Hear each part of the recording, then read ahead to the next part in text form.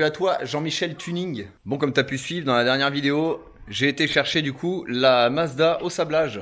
Et là, on rattaque du coup une autre vidéo avec un nouveau sujet au sujet de la Mazda. Hein. Là, j'étais en train de chercher mes mots là, tu vois. Donc bref, là, j'ai rangé la caisse. Elle est sur un chariot. Elle a été entièrement phosphatée. Je vais pas m'amuser à te montrer ça. Tu la verras plus tard de toute façon. Certainement pas dans cet épisode-là. Et là, on va parler d'un truc qui avait l'air de vous avoir plu dans la vidéo précédente. On va parler des trains roulants sur mesure que je vais faire. Alors, train roulant complet, c'est va prendre avec des pincettes parce que je vais pas refabriquer le berceau avant. Le berceau avant, je garde celui d'origine, comme ça il a bien les ancrages au bon endroit, tout ça, et puis de toute façon ça sert à rien. Celui que je vais fabriquer sera pas forcément plus rigide, et en plus il sera pas plus léger, donc il y a aucune utilité. Donc là, pour rentrer dans les explications, je vais utiliser les triangles supérieurs avant pour vous expliquer en fait ce que je compte faire en détail. Donc là, vous voyez, bon là je les ai démontés parce qu'elles sont raides, hein, de toute façon, il y a des rotules qui vont là. Donc là, le but, ça va être de refabriquer les mêmes triangles, mais en tubulaire. Donc là, ça va être tout simplement un tube qui va être là, un ici, un tube de renfort ici. On va laisser le passage pour l'amortisseur comme à l'origine, et on va refabriquer une platine avec un alésage ou quelque chose pour pouvoir remettre la rotule d'origine à sa place. Le but, c'est pas de faire, comme je disais dans la vidéo précédente, de faire des rotules uniball ou quoi que ce soit. Je veux vraiment garder le système d'origine, et je vais vous expliquer pourquoi. Tout simplement parce que j'ai commandé ce truc là. Donc ça, c'est un kit complet de cylindres blocs en uréthane. Donc je vais vous déballer ça, vous allez pouvoir voir l'envers du décor. Donc on a absolument tous les cylindres blocs en fait de la caisse en polyuréthane. On a même, alors, que je dise pas de conneries, je crois que c'est les cylindres blocs de différentiel à l'arrière. Ça pour le coup, ça va certainement être à vendre parce que je vais pas en avoir besoin comme vous avez pu suivre. Et si t'as pas suivi, bah, je te propose de rattraper toutes les vidéos de retard que t'as. Il y en a quelques-unes. Donc si t'as pas suivi, on va installer du coup une transmission BMW, le différentiel et compagnie. Donc ça va me servir tout simplement à rien. Donc ça dégage.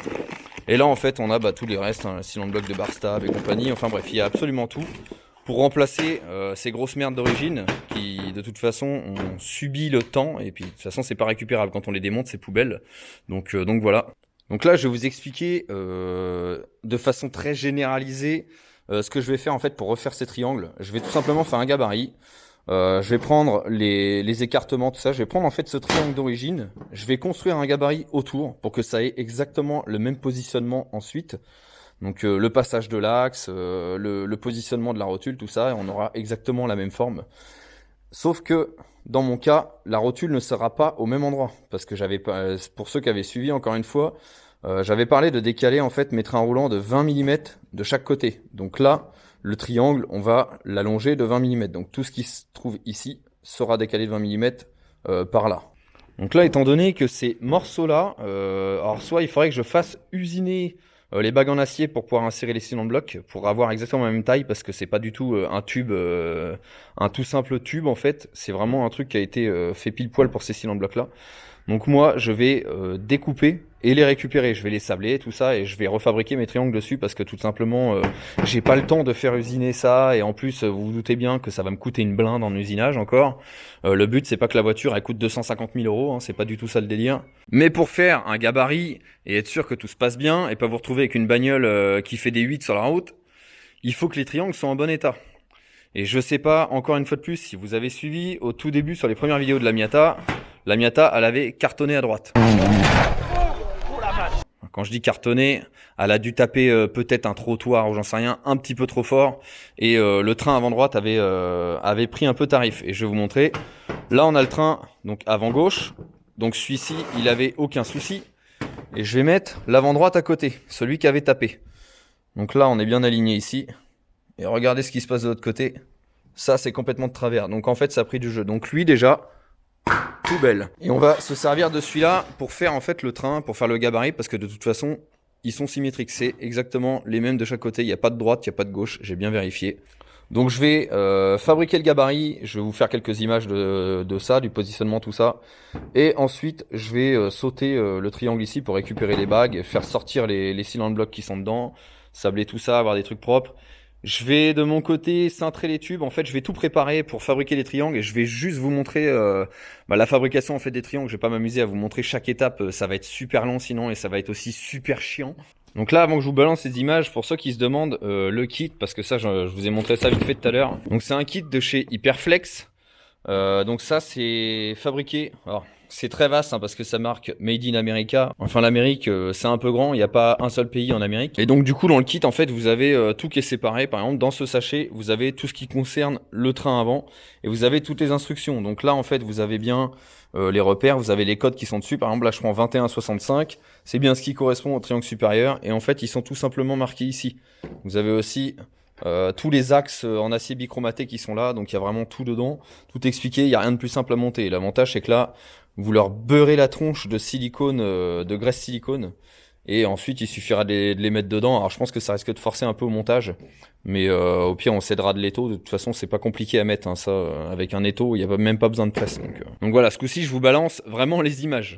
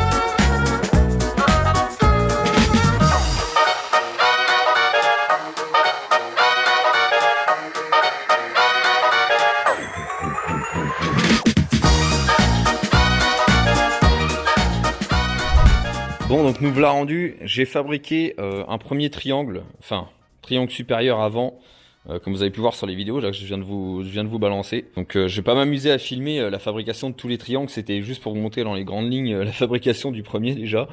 Donc voilà, donc là on a pris, ce que ça je l'ai pas spécifié.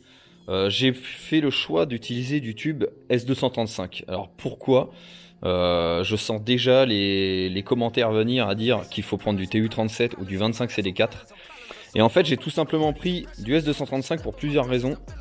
Parce que déjà, quand j'ai vu le prix actuellement des tubes spécifiques, donc TU37, 25CD4 que je viens de citer, m'excusez pour l'état des doigts, j'ai vu le prix, j'ai totalement halluciné, ça a pris une valeur pas possible. Et là aussi, l'autre délire en fait, c'est pas vraiment un problème, mais l'autre délire qu'on a, c'est qu'on a quasiment pas de portée en fait, les triangles sont relativement courts.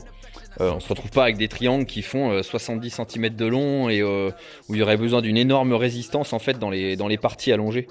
Donc là au moins il n'y a pas de souci là-dessus.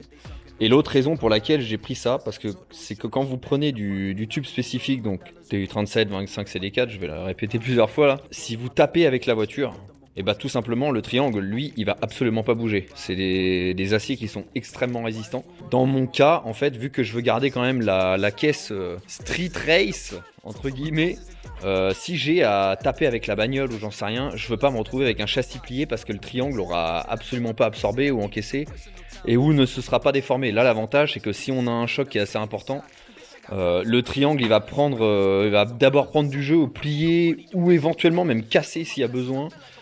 Bien que du S235 ça casse pas comme ça non plus. Justement c'est tendre donc ça va avoir plus tendance à plier. Et moi c'est ce que je cherche justement, je veux que ça puisse plier en cas de problème. Donc au niveau du poids, j'ai regardé le triangle avant de le dépouiller pour récupérer ces parties là. J'ai dépouillé donc l'autre triangle. Sans ces cylindres blocs, le triangle pesait 1470 grammes. Et là le nouveau, donc également sans ces cylindres blocs bien entendu, il pèse 1590 grammes.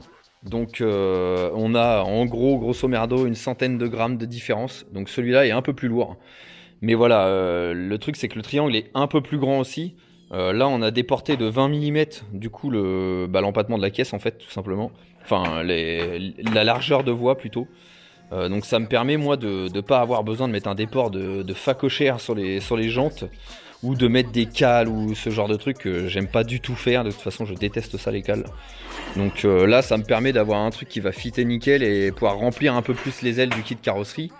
Et aussi au niveau du comportement de la caisse, je pense que ça va être pas mal intéressant. La caisse va beaucoup plus virer à plat. Donc c'est pareil, j'ai fait le choix de souder les triangles au TIG. Il y en a beaucoup qui les soudent au semi-auto. Alors moi vous me connaissez maintenant. Enfin tout ça pour tous ceux qui me connaissent, le semi-auto c'est pas mon pote. J'ai pas du tout confiance dans les soudures au semi-auto. Après, ceci étant, ça aurait été vraiment des triangles qui auraient été faits avec du 25 CD4 au niveau de la nuance d'acier. J'aurais certainement peut-être soudé au semi-auto parce que j'aurais moins eu confiance dans ce cas de figure là avec le TIG. Parce que le truc c'est que le TIG, vous avez une bonne peinée, hein, c'est hyper résistant, il n'y a pas de problème là-dessus.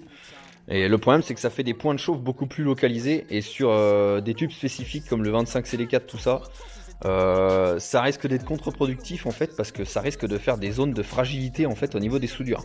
C'est pour ça que souvent ceux que vous verrez faire des triangles en 25 CD4 ou quoi, ils les soudent au semi-auto.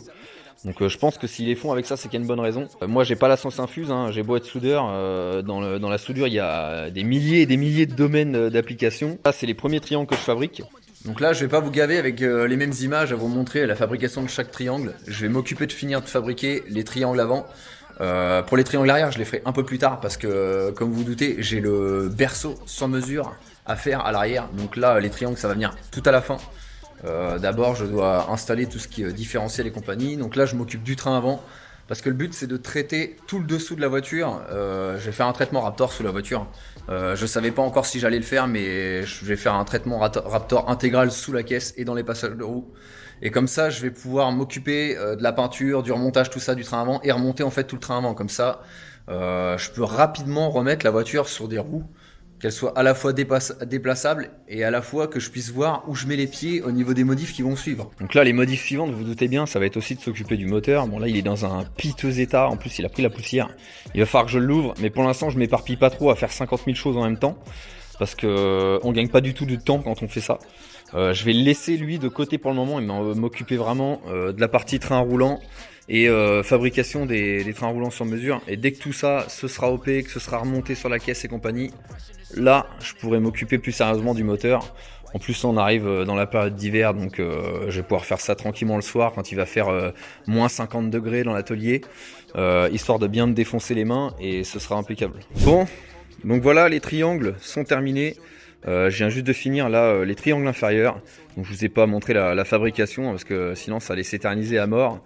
Donc voilà dans l'idée à quoi ça ressemble. Donc là comme je l'expliquais avant, on a en fait reproduit les triangles d'origine en tubulaire, mais des portées de 20 mm, donc que ce soit sur les inférieurs ou les supérieurs, hein, bien évidemment, sinon on va avoir un carrossage comme ça, c'est pas le but. Donc voilà, ça c'est OP. Donc là je vais pouvoir envoyer tout ça au sablage. Et c'est moi qui vais les peindre, parce que je vais pas les faire en époxy, parce qu'à chaque fois que je fais de l'époxy, la finition quand ça revient ça me plaît pas du tout, c'est pas lisse, c'est pas tendu, et j'ai jamais la couleur que j'ai en tête. Donc là je vais encore me démerder par moi-même et m'occuper du traitement peinture de tout ça. Donc là on a exactement les mêmes positions au niveau des ancrages d'amortisseurs. J'avais dit que je savais pas si j'allais décaler l'amortisseur. En fait j'ai laissé le positionnement d'origine pour avoir le bon angle de chasse. Je voulais pas m'aventurer à entamer des modifs, à ce que ça le fasse pas au roulage et devoir redécouper les triangles, c'était hors de question, parce que là je vous garantis que j'y ai passé un paquet d'heures de boulot pour les fabriquer. C'est extrêmement long à mettre au point et à fabriquer. C'est vraiment beaucoup de boulot. Donc pour ceux qui se demandent pourquoi ça coûte aussi cher des triangles, bah je vous donne la réponse tout de suite. Donc je trouve quand même que ça a une bonne gueule. Je l'ai montré à quelques personnes les triangles là, vous voyez là maintenant dans la vidéo, mais on m'a souvent dit que c'était vachement stylé comme ça, brut de soudure, et qu'il faudrait les vernir. Le problème c'est que le vernis ça tient pas en fait, tout simplement. Si je vernis directement là-dessus, il va finir par se décoller et de toute façon la flotte va passer dessous.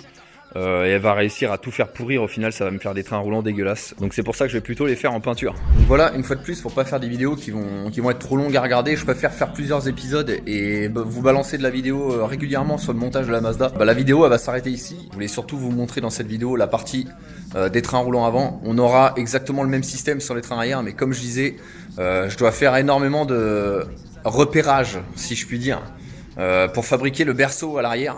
Donc pour ça, pour faire la fabrication des triangles et compagnie, il va se passer quand même pas mal de temps. Là, j'ai envoyé le berceau avant au sablage. Je le récupère là dans quelques jours et je vais pouvoir le mettre directement en peinture. Lui, je vais le traiter en Raptor. Pour le remonter sur la caisse, parce que ça va être ma base de travail, tout simplement. Les trains roulants, de toute façon, une fois que la voiture est remise sur les trains roulants, ça avance beaucoup plus vite. Donc là, dans les faits, dans la prochaine vidéo, vous m'excusez, il y a des bruits de tronçonneuse derrière. Dans la prochaine vidéo, je vais attaquer donc du coup la modification au niveau berceau arrière que je vous parlais un instant. Donc ça va être l'intégration du pont BM. Donc là, il va y avoir vraiment gros taf parce que là, je vais partir de zéro. Donc je pense que je vais encore y passer des journées à réfléchir à ce truc-là. Donc je vais fabriquer tout le berceau arrière. Pareil, ça va être du tubulaire. On va être sur des sections un peu plus grosses que celle-là quand même parce que là, on va prendre tout le couple. C'est ici que tout l'effort de la puissance de la caisse va arriver, donc là il va vraiment que ce soit extrêmement résistant. Donc là je vais vraiment pas y aller dans la demi-mesure, je vais faire du très très solide au niveau du berceau arrière et très triangulé surtout. Sachant que le berceau arrière aussi il a une fonction de maintien du châssis, donc ça veut dire qu'il va éviter la torsion du châssis au niveau de l'arrière. Enfin bref, tout ça ce sera dans la prochaine vidéo. Donc surtout, si le projet vous intéresse, n'hésitez pas à vous abonner à la chaîne, à laisser un pouce bleu sur les vidéos si ça vous fait kiffer. Et puis je vous dis à la prochaine pour la suite des travaux sur la Miata. Allez, ciao.